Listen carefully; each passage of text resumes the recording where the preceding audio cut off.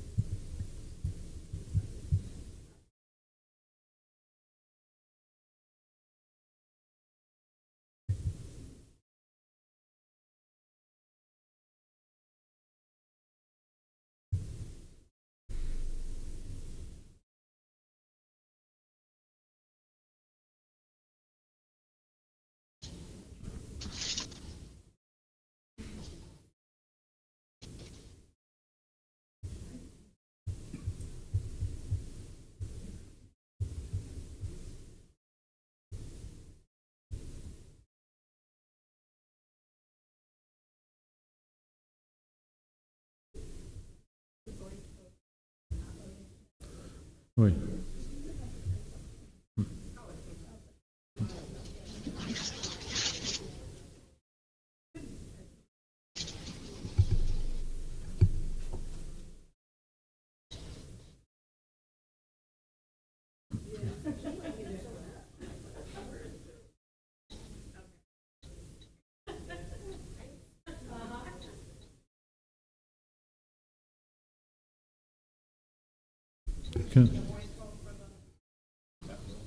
Well, can we do a manual one for Member Ellison? Okay.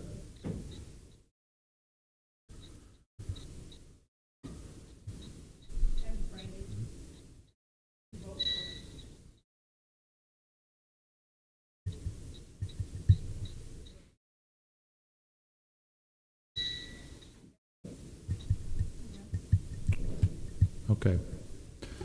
And that vote is approved, so welcome Member Elsasser and Member Renault. Thank you. The first action item is approval of minutes. We have April 22nd regular minutes and April 22nd executive session minutes. We'll group that into one. I need a motion to put those on the floor. Member Williams and Member Duncan. Any corrections, adjustments, changes? Seeing none, we'll ask for a vote. I vote aye. If I need to vote on my iPad, I can pull over, but I think Megan said she can. We'll be safe, Brian. Member Elsasser. Megan Well, has I would pull over, but I just, if I had a good chance. No. We don't want to ruin your driving record. Oh, it's probably bad enough already.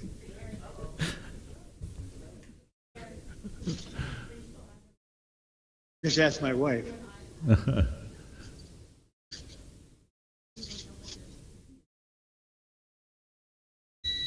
Okay. So that's unanimous. Thank you for the votes. We'll move to informational items. We have our regular workforce reports. I'll turn it over to Administrator Sorrell.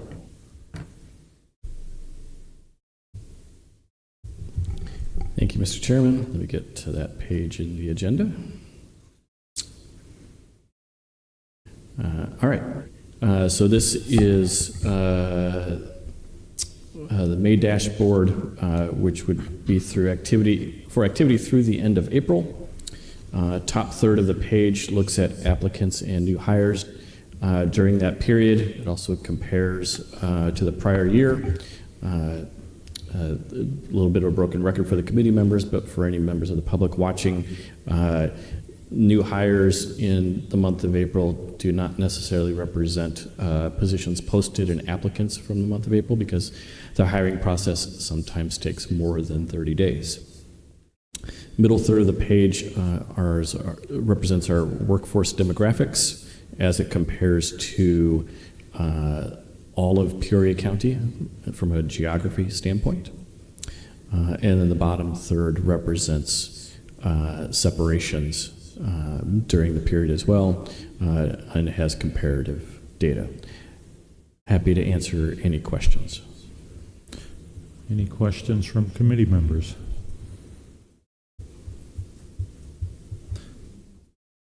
Okay, seeing none, we'll move to the vacancy report. That's on the following page. Again, this is for a snapshot in time at the end of April. And you will see that there are currently roughly mid-60s in terms of the numbers of vacant positions. Happy to answer any questions that you might have. Questions on vacancy? Member Williams. Scott, can you explain the coroner's number? I'm going to ask Angela to do that, but yes, we can.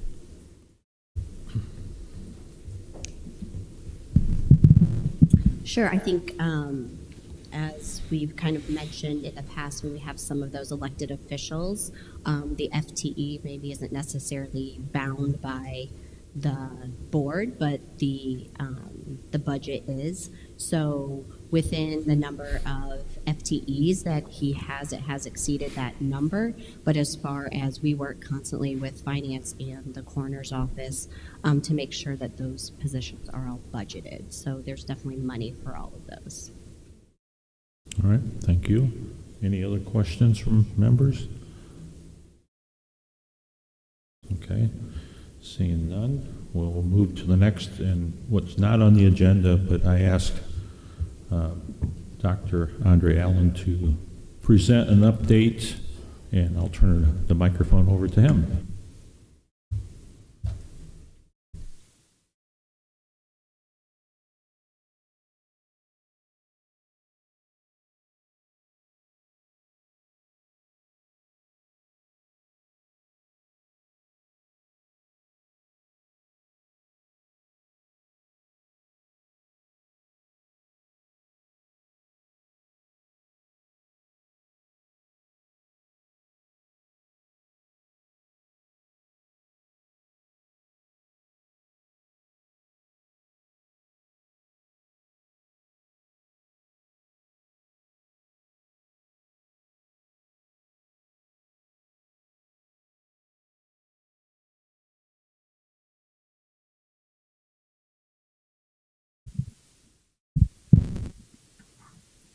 Testing.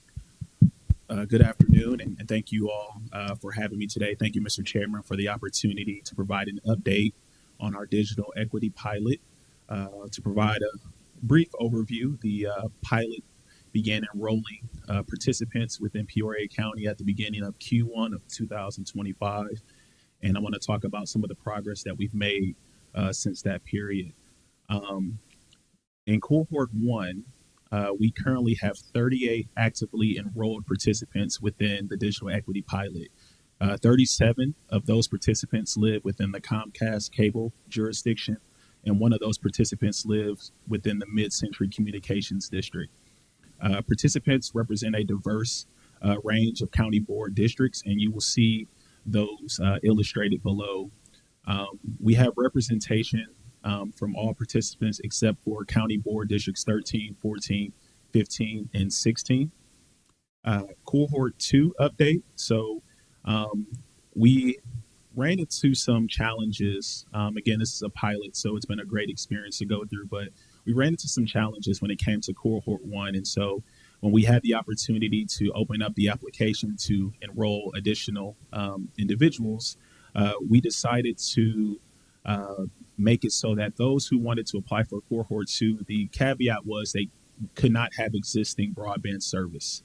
When we were attempting to onboard those who had current service in cohort 1, there was a lot of challenges with that. Very cumbersome, especially those who were enrolled in Comcast. Many had broadband service, but they also had cable. They also had their security system and things of that nature.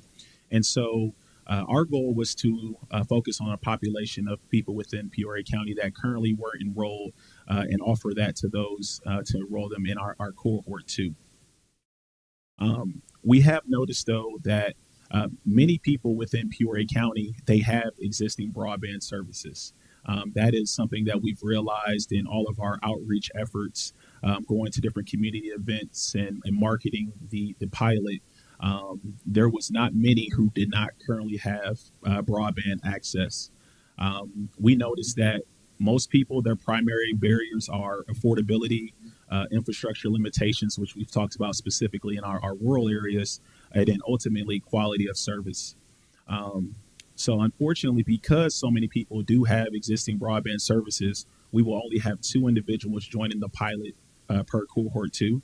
And those individuals represent county boards districts 4 and 9. We did make a case-by-case exception for one individual who originally was set to be a part of cohort 1, had some personal challenges, and we were able to connect with this individual when we did outreach at a school event at the end of the year for Peoria Public Schools at Woodruff Career and Technical. And we felt, based off of her life circumstances, that she was someone who needed to be within the pilot. And so we made an exception to her. We were able to get her enrolled, and now she is part of the pilot. I want to go now into reporting. So this is a grant opportunity that we have through the Illinois Department of Commerce and Economic Opportunity. And we are required to provide documentation each month because this is a reimbursable grant. The reporting period, it reflects the previous month's expenditures. So, for example, we just submitted a report on May 30th that reflected the expenditures that we had between April 1st and April 30th. A note or a caveat is reimbursement is based off of when the payment that we issue for the services, not necessarily when the services are rendered. So sometimes the reimbursement lag can be up to 60 days. Currently, our total expenses that we've exuded for the pilot has been $9,617.55, and we've been reimbursed $8,725.26. And we currently had expenditures of $892.29 in April, and that documentation, including the invoices and our payments per our finance department, have been submitted to DCCO, and we'll receive those reimbursements here shortly. I do want to give a shout out and an appreciation to our county finance team. Julie and Kim have been amazing to work with. Julie has showed me how to use Munis, even though sometimes I still have to bug her to help me track invoices and checks and things of that nature. So it's really made our relationship with our grant manager very smooth, and we've been able to reimburse any expenditures that we've due throughout the pilot process. Currently, again, just to provide an overview, the grant is for $125,000. Based off of the expenditures that we've had thus far, we've got $115,382.45 left to maintain the pilot. We did get a grant extension, so the grant is set to expire July 1 of 2026. Next steps that we're looking to do is so we'll beginning some follow-up surveys and check-ins with our cohort 1 participants, get feedback on the service they're receiving, what are they using the services for, their overall satisfaction. It just really collect some data, both qualitative and quantitative, to help maybe field future interest for pilot continuation. We'll continue to maintain timely submission of our expenditure reports to ensure that any money that we are administering on behalf of the pilot is collected in a timely manner, and we've been able to do that. And then based off of how the next year goes, we'll continue to keep exploring opportunities for program sustainability and potential expansion. And so at this point, I'll take any questions that this body may have. Thank you, Mr. Chairman. Okay, thank you. Committee members, questions? Member Phelan? First of all, I just want to say thanks for putting this together. I know there was a lot of concerns on this project as it was discussed in its infancy, so appreciate you bringing something to us. My question is, I see a follow-up impact assessment on next steps. Anyone that has entered into this program, are they required to communicate with you to maintain their status in the program? Is that a requirement? Yeah, that was part of the application process, that they would participate in a survey. So that was a box they checked. So we'll follow up with them to collect that information. We did have 3 participants participate in the annual report that the Joint Commission on Racial Justice and Equity put out about a month ago. There was a video, and a couple of them participated in, and they actually attended the Joint Committee on Racial Justice and Equity's annual meeting last month as well too. So I don't think we'll have a problem really getting their participation and collect some of that feedback. And then my second question is, I know there were a lot of concerns with how much time of yours might be spent in managing this program. Can you speak to that a little bit? Yeah, I think overall between myself and our human resource DEI journalist Brittany Graves, we have been very diligent on being effective with our time. The beauty of it now, it's kind of on autopilot. You know, at this point, it's just about keeping up with the reports, maintaining that communication with our grant manager. We're not necessarily now going out and looking to enroll additional participants at this time. I believe that this 40 number that we'll be at once these 2 ultimately join our second cohort, that'll be pretty much where we'll be at, because the goal is to have all the participants be enrolled for a year. And with the grant set to expire July 1, 2026, my goal is to have everything closed out and ready by May 31 of 2026. So then that way, the month of June, we're just doing all closeout paperwork to ensure that we meet that July 1 deadline. So overall, this hasn't really been as time consuming as it was in the beginning. You know, going back and forth with DCCO and working with our grant manager and the finance team, we put some sweat equity in, but now we're on autopilot. Thank you. And the last thing I want to say is I know there were 18 of us in this room that were kind of fighting over making sure we all had representation. It looks like a lot of districts are represented, so thanks for that. Yeah, absolutely. Our goal was to demonstrate that the digital divide exists throughout our entire county. And so we were very diligent on doing our best to go through every county and reach out to different townships and community members and things of that nature to try to promote the pilot. So I appreciate any of you that forwarded our press release or any information to ensure we have the representation within the pilot. So again, thank you for that. Questions from other members? Dr. Blair? So with these 40 participants, will that utilize the whole grant, or do we need more participants? No, it will not utilize the entire grant. So at this time, we would have to explore what other options the funds could be utilized. Now, the grant is reimbursable, so if we don't use the funding, it will just stay within the state of Illinois. And so I'll be connected with our grant manager now that I see that we're at this 40.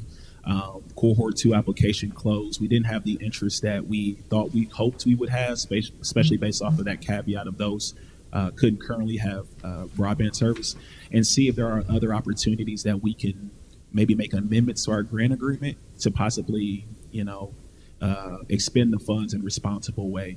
But based off of the 40 that we have now and the cost of their current broadband services, we wouldn't utilize the rest of the funds based off that 40.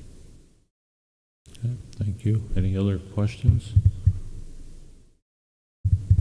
All right. Thank you, Dr. Allen, for that. Appreciate the update. Yeah, thank you, everyone. All right. We will now move, we have no resolutions. We'll move to public comments. Anybody with public comments? Going once, going twice. I don't see anyone for public comments, so we will close public comments. We will move to miscellaneous. So any miscellaneous from the committee members before we go to an executive session? Close miscellaneous. We will move to an executive session for the purpose of labor relations. So need a motion for that. Member Phelan and Member Blair. And we will take a vote to move to executive. That should be open now, so if you would, please vote. I vote aye. All right, Member Elsasser's an aye.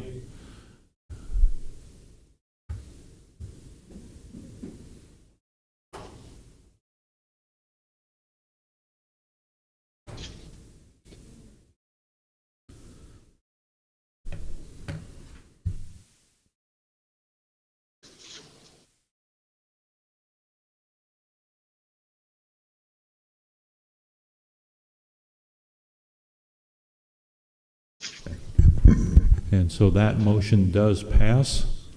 So Member Elsasser and Member Renault will ask you to drop off, and we will continue as a closed session here with the rest of the committee. Okay, good luck. Thank you. Thanks.